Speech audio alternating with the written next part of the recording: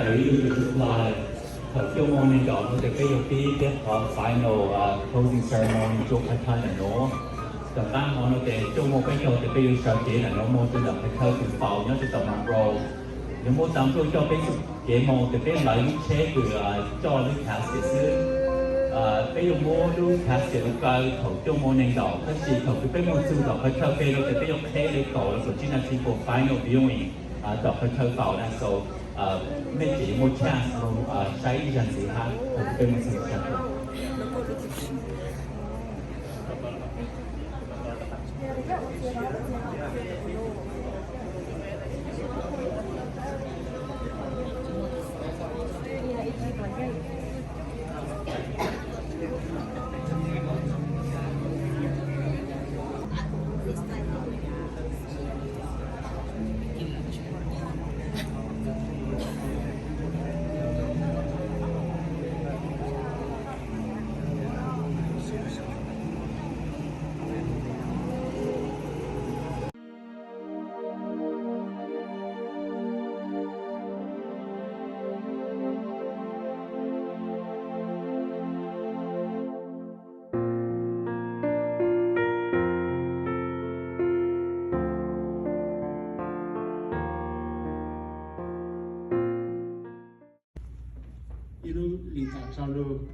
alu namo cho Friday cái outlet nụ là cô tại tạm cho khách cứ rồi thảo cho cháu outlet nụ cho nên số đầu tôi sẽ thảo anh chịu phục có mong cho cái outlet nụ cho nên số đầu tôi sẽ cú cái sự sai đi cú thảo cái khas ceremony cho tăng kỳ sinh dù nó nhớ lên đó cú sáng thảo có biết là sinh chú em cú thảo anh chỉ cái thảo sau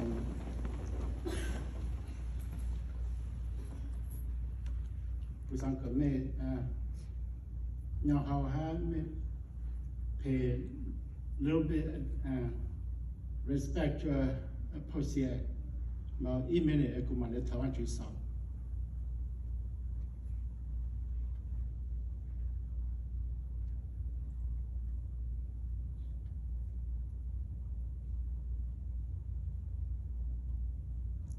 วันจุเปลินจีกินยาชนดูเปโอกาเจ้าจุกาจุกิลูกก็ผู้จบPhauj Siaลุนจุเปญยอแต่อินดูวันจุนู่นว่าจุนุกเนี่ยจากการลุนจีก็เลยลุนจุก็ยอฮะเนี่ยนอกจากจุเตกิมอเก่งเก่งเกตุกิเตากินยาจุลุงรัตเตนอละจุเปจะคือว่าตู้กีว่าสิทธิ์ล้างว่าติดล้างจะsinh lưu sinh lại trong tổ cứ chỉ nhớ tàu cá nó rồi cho bên dù là quan chức tàu có tàu bên lúc cùng mua tàu có rì bên lúc xa tàu có bán cho quả bê rồi chỉ khi nào cá nhân trong hát bê ơi muốn cho kiện gì quan chức có gì của chúng nó cứ cần để cho ăn luôn bên chỉ Phauj Sia tìm chơi tìm mua là quan chức có lúc xuống làวันจุเป้มดโซจายานเนาะเฟียจะจุก็ถ้าคือเป้ก็ขอเสริมมองนี่เนาะเป้มดโซลินโซตูถ้ามดเจตุในโซลินโซตูเฟียจะจุในแต่สิ่งที่สุดตัวคือมดฟิจิลูกกันกาลุงเบอาเมน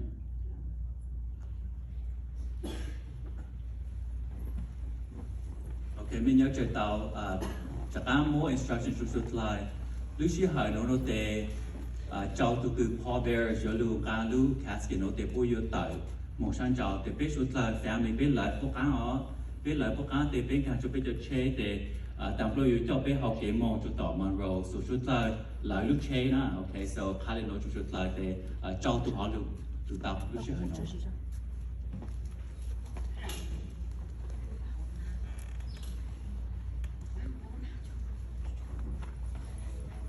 ít khoản gì thầu cứ mê chạy bây giờ chế nó để khai bên lúc lại on với sao bao để mê nhau bây giờ lại cùng một kia na ok là bây giờ chắc cũng mong muốn chắc cũng cái James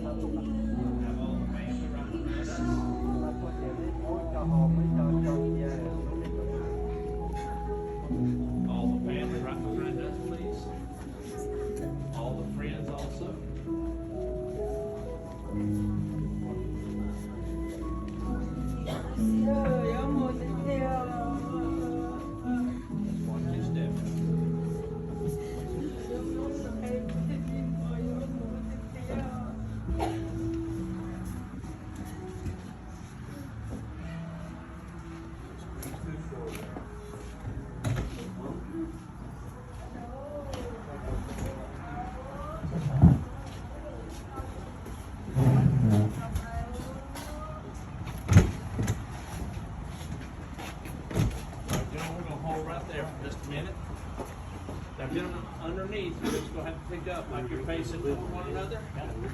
and he'll remove the trucks that's underneath. All right, gentlemen, just proceed forward. Place it up on the first roller. Two rollers there.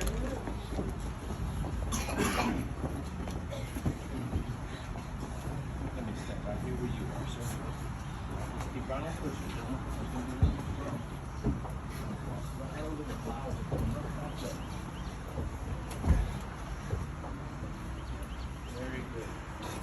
Then we're going to let everybody take their cars at this time, cut your headlights and flashers on. Just get right in line, and once we get to the cemetery, come to the back of the hearse, and we'll be there for you, okay? I want everybody to go ahead and take your cars, cut your headlights and flashers on, and get right behind us in line. We are on the way to the cemetery.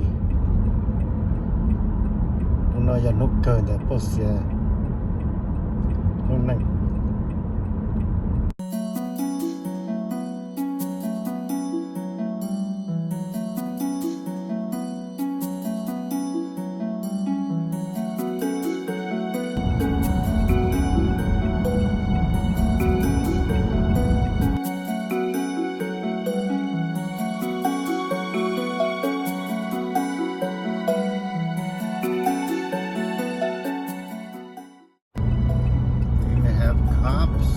Stop in the red light, green light.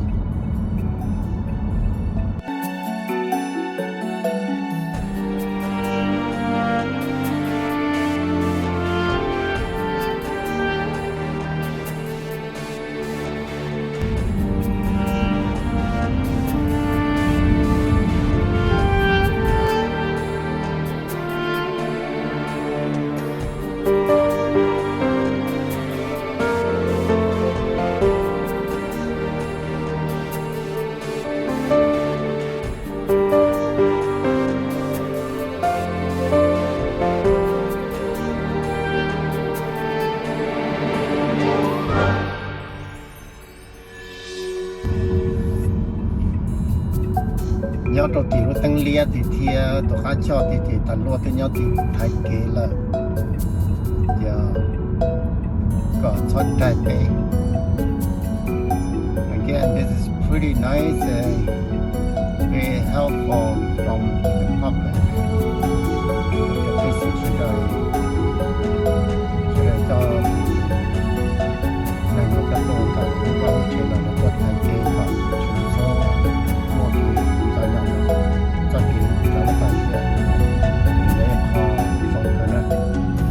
as far as I know, Georgia here is pretty nice, friendly for this kind of service.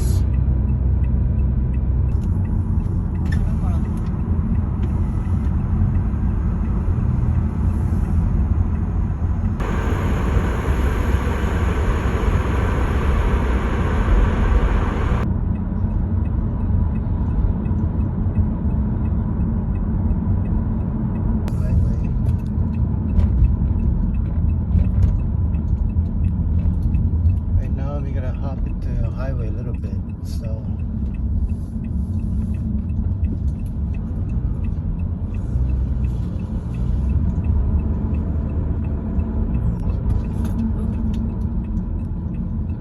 cannot pay attention to that little beetle. they even stopped the highway for us to go. That's pretty nice.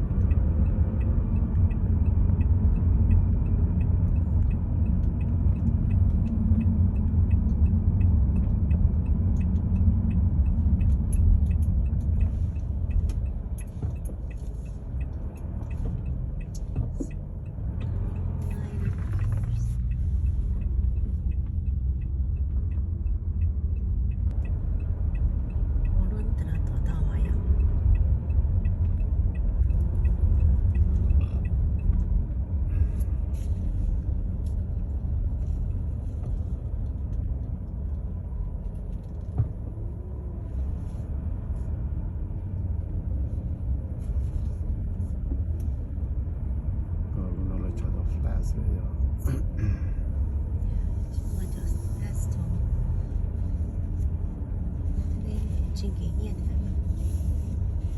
这还是到了37,000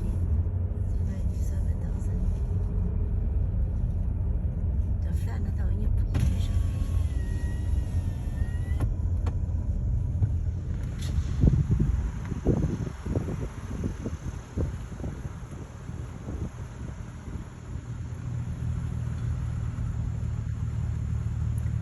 It's super hot today. 但是呢，你会要讲对就是对小个了呢，对吧？我早了，好路。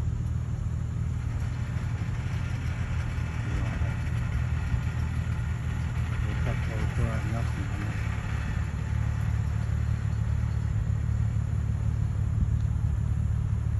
我说呢，来去补找着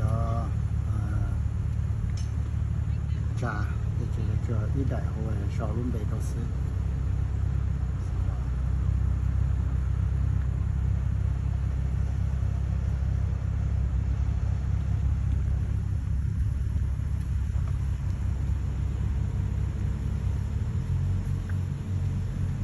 tinh cha cho sinh ra sẽ quân chống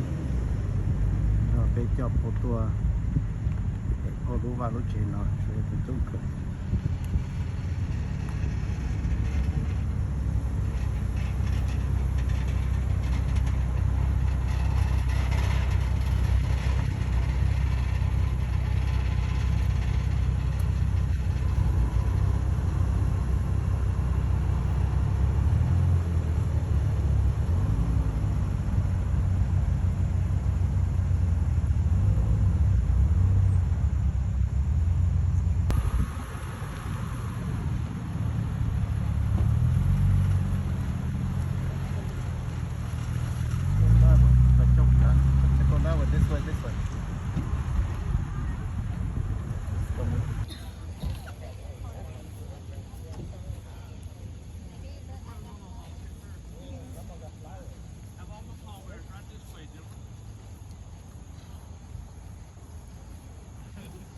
You know. All right. Get everybody up there. Everybody got their gloves. Good. So we just got a short distance to cross right there, and we got a roller right up there. And then we'll have two of the gentlemen help us place it on there, okay? So we may have to face forward with one another. If I bring the casket out,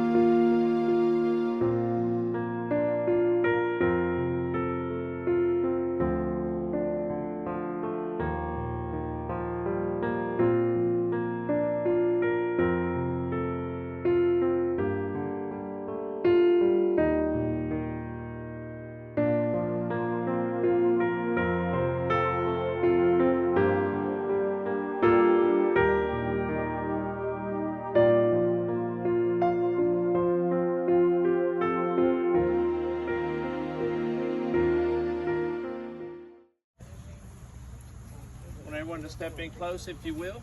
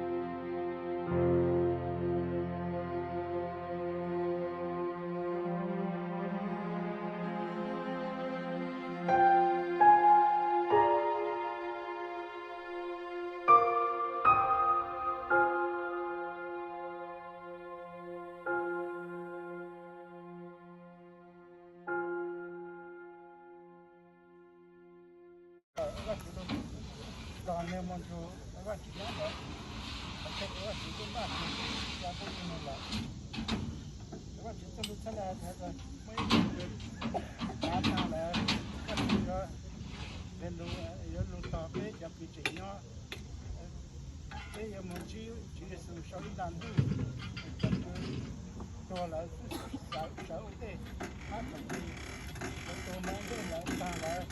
cái dân nó người dân lập cán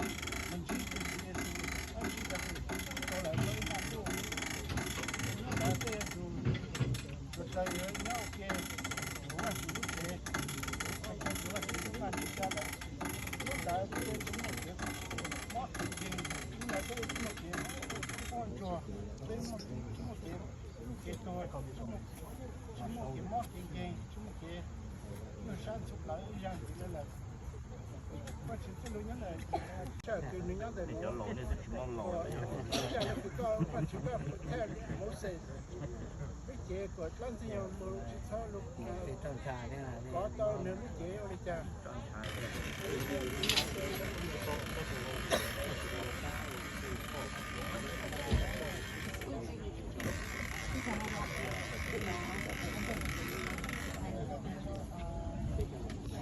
có chế là một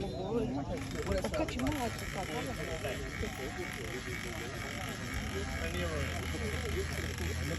Yep, doing good. Come on down, clearing everything.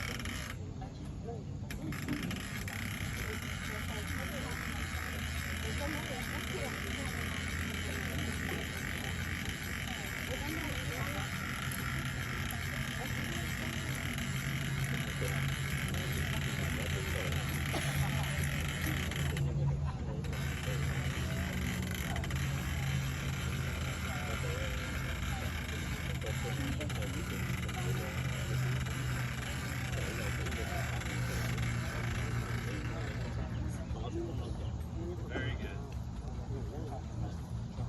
2 miles.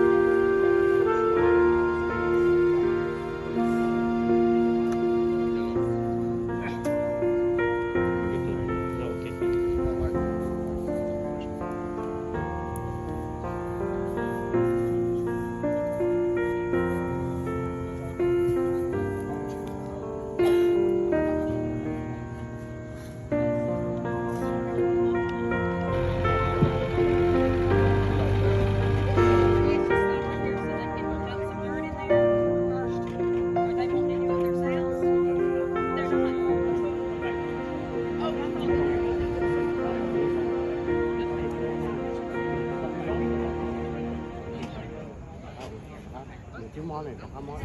trộn chỉ sang cái chà thì nhau hay là ăn một được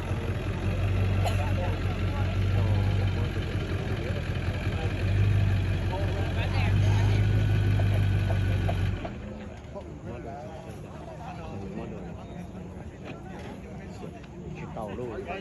có chỉ tàu luôn chỉ cũng mà chỉ sao cũng tôi chỉ cũng chỉ tàu luôn ta đi không có to này cũng chỉ ít to số một số tiền cũng chỉ mùa có thắt to cũng chỉ mùa có thắt to để tiền nó mặc to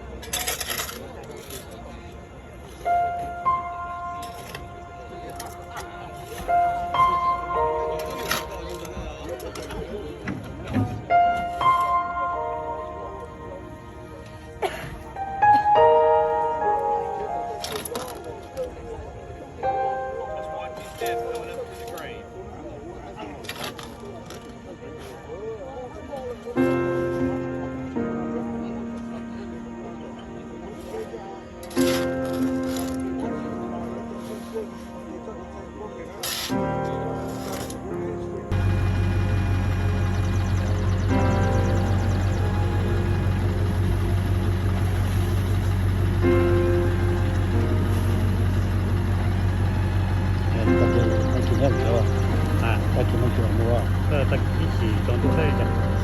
có thể ta chỉ nên xài dầu hỗ trợ thì mình làm gì có dùng nhiều thế thế mà bỏ mấy thứ thế kia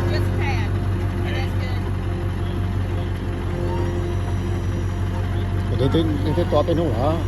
tôi nu tôi sẽ trong tôi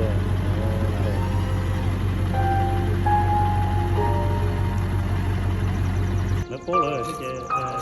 cái mình nói cái chơi vui rồi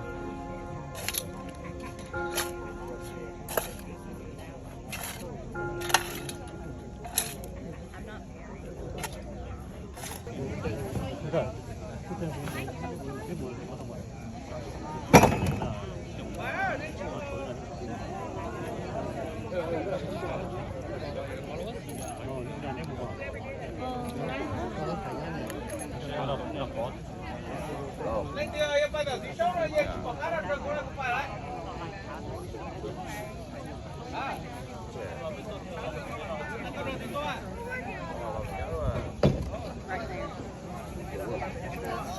Oh, sure.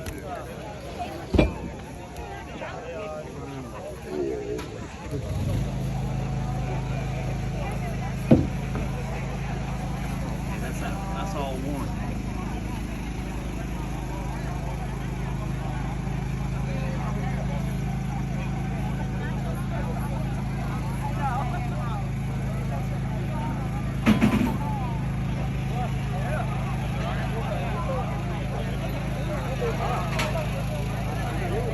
để tập luyện vào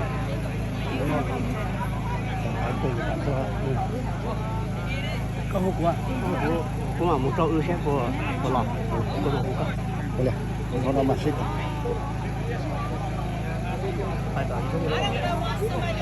lấy dùng cái bộ đúng không thời gian gió thì phải stop phải biết có mà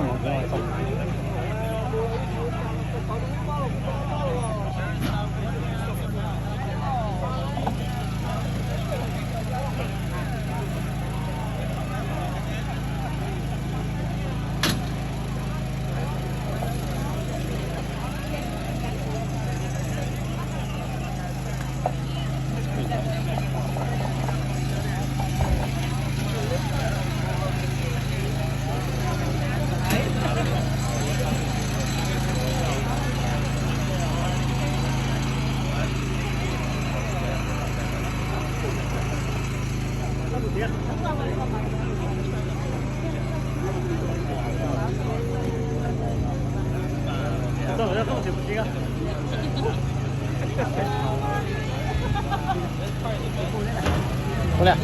ya lo itu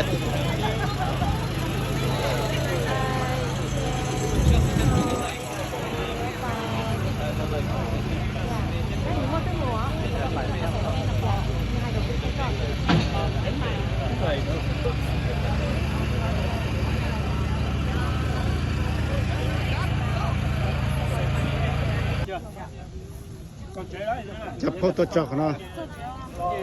có lúc vào lúc chế ta chế cái các một chế rồi nè ông xía này sẽ được thấy cái gì sẽ được tôi chỉ cho nó thì nên sai thì nên bỏ thì phô luôn tầng cái móp phô cho là của sầu đi nó này nó phô xia chỉ xuống một từ mùa giờ thì sẽ được thì lên nó chỉ sẽ được là một chế rồi sẽ được chợt mù tại chỉ xuống thì con cái lúa chế bia rồi sẽ được mà mù chế nhưng mà mù nhiều chế nó chỉ thế là sầu lên nó sẽ được một chế cái xin chỉ đùa nó có nhớ là cho nó tụi nó có sẽ lúa và lúa chế